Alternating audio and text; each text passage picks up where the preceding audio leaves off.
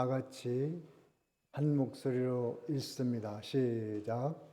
예수 그리스도로 말미암아 의의 열매가 가득하여 하나님의 영광과 찬송이 되기를 원하노라.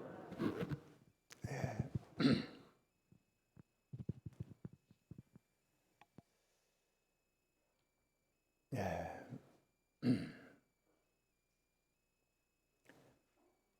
열매 맺기를 기도하는 바울의 기도 내용에 대해서 몇 주간 증거했습니다.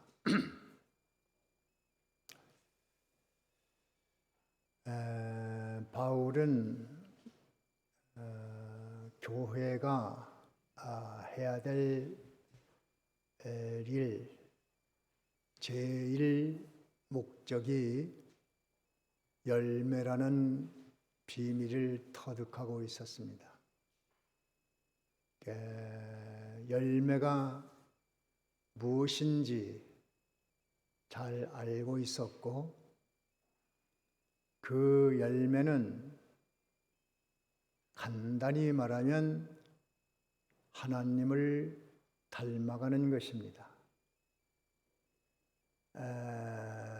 교회가 제일 목적은 하나님을 닮아가는 열매를 맺으라는 것이 교회의 설립 목적, 제일 목적이 되는 것입니다.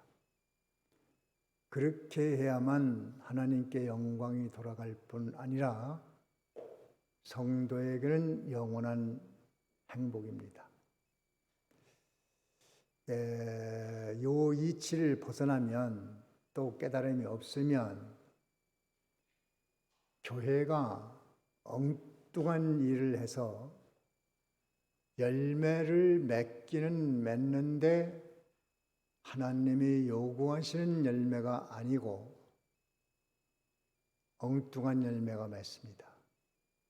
포도나무를 심었으면 포도 열매가 맺어야 되고, 사과를 심었으면 사과를 맺어야 되지, 사과를 심었는데 포도 열매가 맺어도 안 되고, 포도 심었는데 사과가 열려도 안 되고, 사과나무에 사과 열매가 열렸는데 아주 튼실한 열매도 있고 또 보잘것이 없는 열매도 있습니다.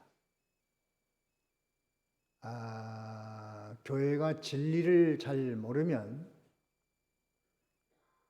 정치운동하는 것을 제일 목적으로 삼고 하면서, 그렇게 하는 사람들은 도의 이치를 모르니까 아주 교회가 큰 일을 하고 있다고 스스로 믿고 있고 그렇게 선전을 합니다. 또 기복운동하는 교회도 있습니다. 기적운동하는 교회도 있습니다. 교회 부흥운동하는 교회도 있습니다. 선교 제일 목적으로 두는 교회도 있습니다. 선교하지 말라는 것도 아니고 국가를 위하지 말라는 것도 아닙니다. 기도하지 말라는 것도 아닙니다. 무엇을 제일 목적으로 삼고 사느냐? 하나님의 목적이 무엇인지를 모르면 일평생 교회다니고 예수 믿어도 헛된 열매, 하나님이 원치 않는 열매를 내놓고 잘 한 줄로 생각을 합니다. 그러나 그것은 깨닫지 못하면 심판날까지도 그것을 모릅니다. 그때 가서 가라지는 불에 태울 것이고, 열매는 열매로 쭉쟁이는 바람에 날아갈 것이고, 남는 것이 없기 때문에 교회는 열매를 맺기 위해서, 즉 하나님의 형상을 담기 위해서 때로는 교회 봉사활동도 시키고 또 전도도 하라고 하고, 선교도 하고 헌금도 하고 기도 생활도 하고 청소하는 일도 하고 국가를 위해 하는 일도 하고 기도도 하고 그 열매를 위해서 모든 일들이 필요합니다. 하나님의 일꾼이 부족해서 일하라는 거 아니고 하나님의 일손이 짧아서 일하라는 거 아닙니다. 하나님 혼자 하시면 더 잘합니다. 인간이 손을 대기 때문에 망가지는 게 많습니다. 그런데 무엇 때문에 사람을 써서 하는가? 하나님 일손 부족이 아니고 너는 이 일을 하면서 한번 하나님 닮는 일을 좀 해봐라.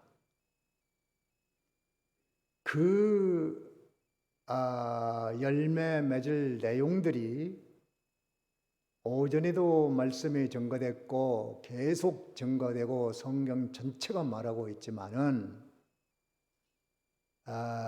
오늘 제목은 열매 맺기를 기도했는데 지난 시간에 사랑의 열매 많이 알고 듣고 다 성경이 너무나도 많이 말하고 있습니다. 그런데 여기 9절에서는 그거를 강조하고 있습니다. 사랑을 하되 어떤 사랑을 하라고 했죠? 지식과 총명을 겸한 사랑이라고 그랬어요. 그게 빠지기 때문에 사랑은 죽자껏 했는데 상처를 남습니다. 싸움을 합니다. 서로 원망을 합니다. 죽이기도 합니다. 사랑 때문에. 그것이 뭐가 빠진 사랑이기 때문에 그래요? 지식, 총명. 요것이 없는 사랑을 했기 때문에 결과가 안 좋습니다. 하나님의 사랑이 결과가 안 좋을까요? 그러니까 사랑이라는 말도 제대로 알고 제대로 해야 사랑이지 그냥 저존대로 사랑해가지고는 안 되는 것이다. 부부간에도 지식을 따라 총명 따라 사랑해야지. 하나님의 지식입니다. 하나님의 지식. 하나님께서 부부의 연을 맺어준 것은 내가 준 아내니까 사랑해라. 내가 준 남편이니까 사랑하고 순종하라. 이렇게 해서 지식을 따라서 사랑을 하면 그 사랑은 완벽하고 영원하고 끝이 없는 사랑입니다. 지식 따라 하지 않는 사랑은 상대적이고 서로의 유익을 위해서 남편은 돈 잘 벌어오고 멋있으니까 아내는 예쁘고 사랑하니까 살림 잘하니까 그래서 사랑하는 사랑은 지식을 따르고 총명을 따르는 사랑이 아니기 때문에 언젠가 깨져버릴 위험성이 있습니다. 안 깨져도 좋은 거 아닙니다. 안 깨져도 끝에 가서는 불행한 사랑이 되고 영원한 세계에서 볼 때는 원수 사랑이고 원수 관계고 그것이 밀봉된 상태로 유지되는 것뿐이지 참사랑이 아닙니다. 그래서 예수를 믿는 사람끼리 결혼을 하고 살아가야 될 이유가 거기 있는 거예요. 한 사람만, 남편만 예수 믿으면 남편이 하나님 사랑을 합니다. 아내 쪽에서 하나님 지식을 따라하는 사랑이 아니면 항상 삐그덕거리고 문제가 발생됩니다. 고통이 옵니다.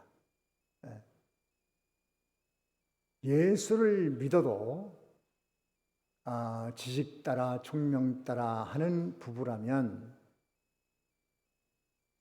뭐 부인이 예쁘든지 예쁘지 않든지 살림을 잘하든지 못하든지 그런 걸 떠나서 하나님이 주셨으니까, 하나님이 보낸 사람이니까, 또 남편에게도 하나님이 보낸 남편이니까, 그러니까 세월이 가도 변하지 않고 뭐 예쁜 거야 세월 다 가면 소용없습니다. 잘난 거 멋진 거야 소용없습니다.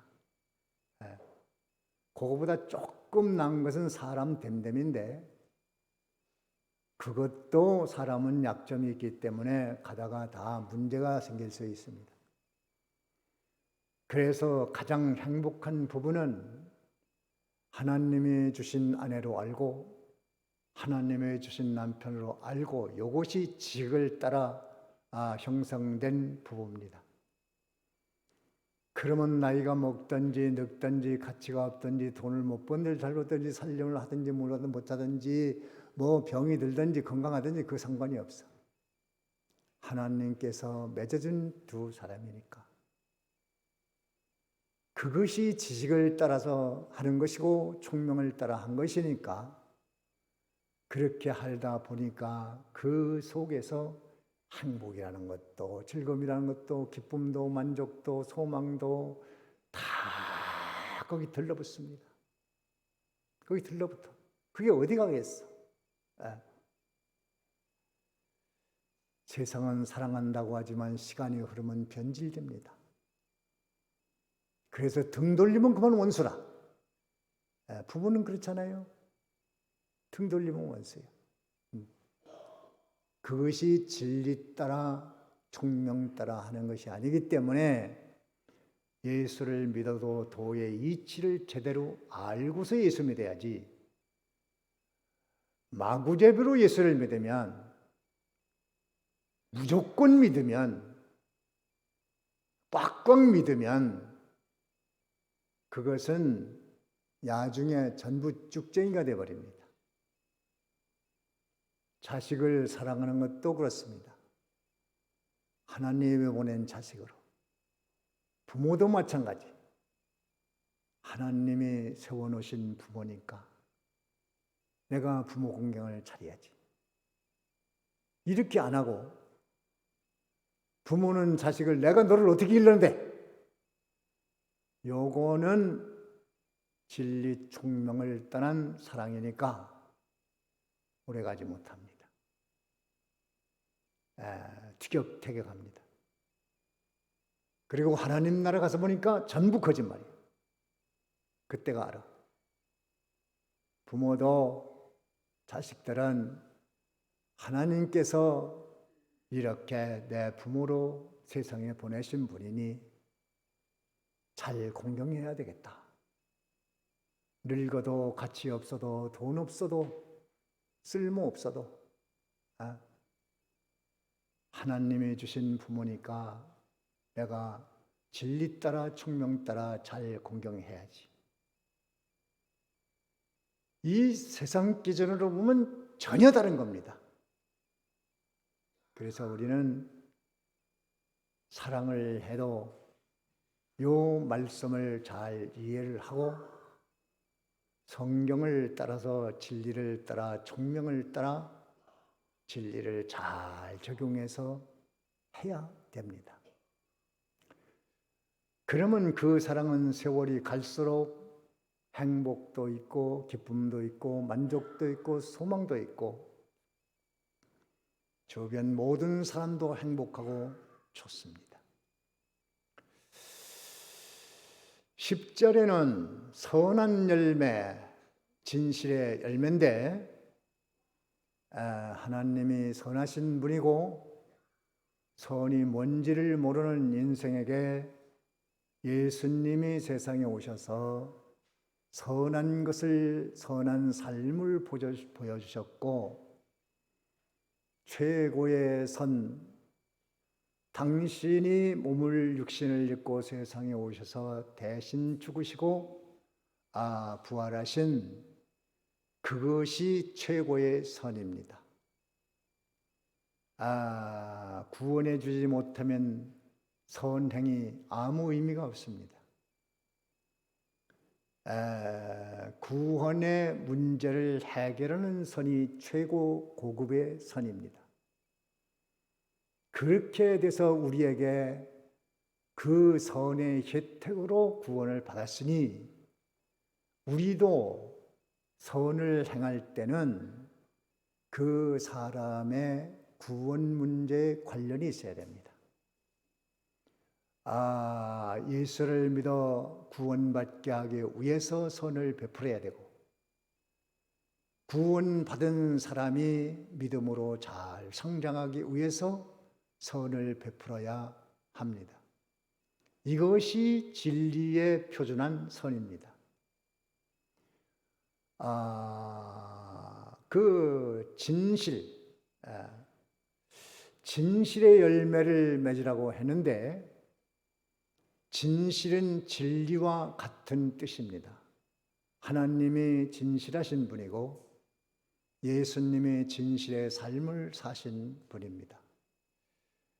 하나님은 이 성경에 약속한 모든 일에 대하여 진실합니다. 하나님이 못하시는 것이 두 가지가 있다고 말씀했는데 히브리서 6장의 성경을 한번 찾아봅니다. 히브리서 6장 한번 찾아보고 하나님 못하시는 게 있나? 아마 있다고 했습니다. 한번 그걸 읽어보고 6장 17절입니다. 17절 다 같이 읽습니다. 시작. 하나님은 약속을 기업으로 받는 자들에게 그 뜻이 변하지 아니함을 충분히 나타내시려고 그 일을 맹세로 보증하시옵나니. 하나님은 약속을 변치 못한다고 그랬어요.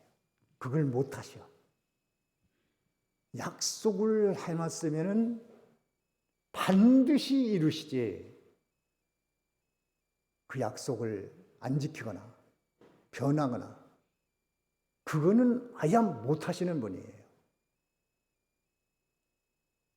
이런 분이 진실하신 분이라는 것입니다. 그 다음에 18절에 다 같이 시작. 이는 하나님이 거짓말을 하실 수 없는 이 두 가지 변하지 못할 사실로 말미암아 앞에 있는 소망을 얻으려고 피난처를 찾는 우리에게 큰 안위를 받게 하려 하심이라. 거짓말을 또 못하세요. 거짓말.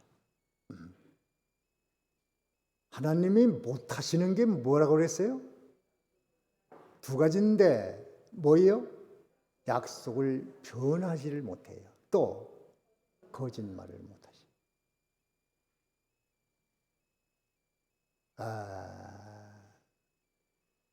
그러한 하나님을 믿기 때문에 우리가 성경 한 절 한 구절에도 목숨을 걸을 수 있는 것은 바로 이것 때문이에요.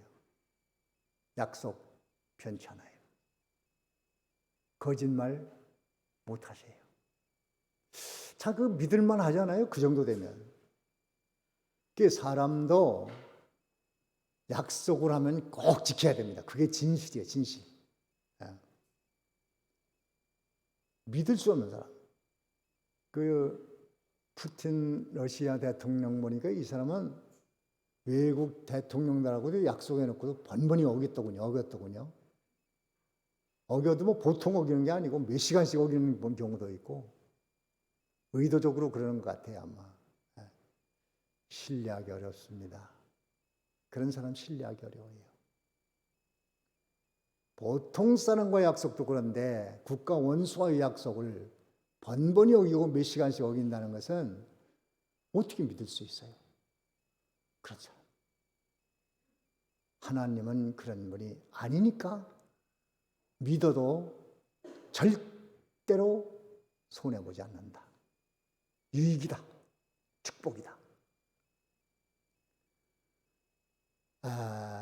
우리가 하나님을 닮았다면 약속하면 잘 지켜야죠.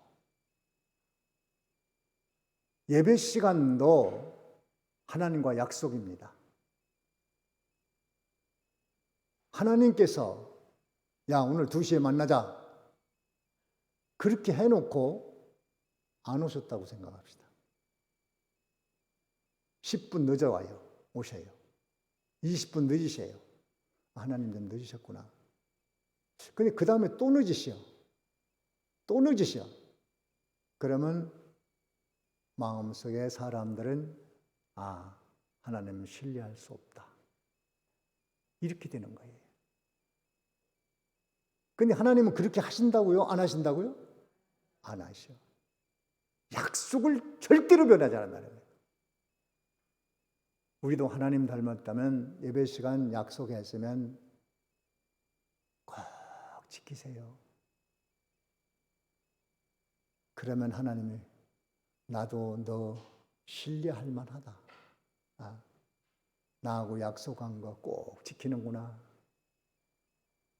나도 너한테 약속한 거 꼭 지킬게.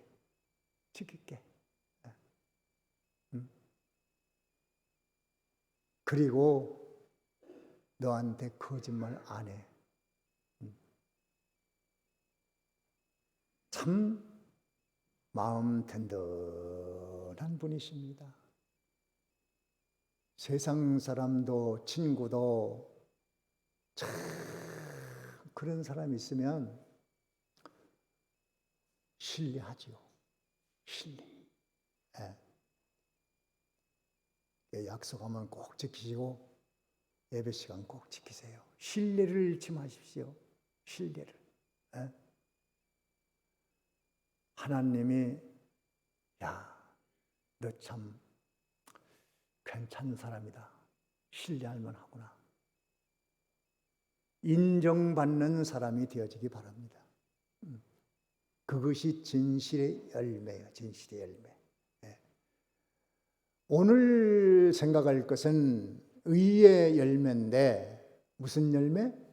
의의 열매예요. 이것은 하나님이 오르신 분입니다. 오르신 분. 세상에 오른 신은 예수님밖에 없고 하나님밖에 없어요. 세상에는 수많은 신두교에서는 3억 3천 신이 있다고 그러대요. 신두교. 신이 3억 3천이래요. 그래서 명상하다 보면 그 중에 한 신을 만나서 내 인생을 인도할 것이다. 그 신은 귀신일까요? 하나님일까요? 귀신이에요, 귀신. 불교도 마찬가지. 귀신. 우리 하나님은 오르신 분. 자체가 오르신 분. 예수님이 세상에 와서 우리 대신 완벽한 의를 행하셔서 성공했습니다. 그 의를 받아가진 우리들이 예수님의 대행으로 의롭게 되었으니까 우리도 이제는 의를 행할 수 있는 자본을 받은 사람들입니다. 그 전에는 의롭게 산다고 세상 사람들이 그래도 죽자껏 해도 하나님의 표준에 도달한 의는 만들 수가 없습니다. 그것은 더러운 올 것 같습니다. 그러나 우리는 예수님을 믿으니까 예수님 대행의 의가 내 것이 되었으니까 하나님의 절대 평가에 들어갈 수 있는 의를 얻었어요. 그래서 그 의는 의롭다 함을 받은 뿐만 아니라 이제는 우리도 행할 수 있는 자본을 받은 거예요. 성령이 그것을 주셨고 피가 그것을 줬고 진리가 그것을 확인했습니다. 그래서 우리가 하는 의는 하나님이 하라는 대로 하고 하지 말라는 거 안 하는 거예요. 자, 우리가 행할 의는 뭐라고요? 하나님이 하라는 대로 하고 또 하지 말라는 거 하지 말자. 이렇게 했으면 우리의 의행으로 인정합니다. 예수님의 대행의 의를 입지 못했으면 아무리 그렇게 하라는 거 하고 하지 말라는 거 안 해도 소용이 없어. 그런데 우리는 대행으로 이미 의를 받아가진 사람이기 때문에 신구약 성경 전체에 하라는 것이 있고 하지 말라는 두 가지 법으로 되어 있는데 그것을 다 할 수 있는 자본이 있습니다. 능력이 있습니다. 이제 본인의 의지를 가지고 하려고만 하면 되는 것입니다. 성령이 그것을 주셨으니까 성령께서는 의의 9가지 열매를 맺으라고 하라는 것을 하지 말라는 것을 말씀했습니다. 그 첫째가 사랑이죠. 사랑하라. 그럼 하는 거예요. 그 자본을 하나님이 줬어.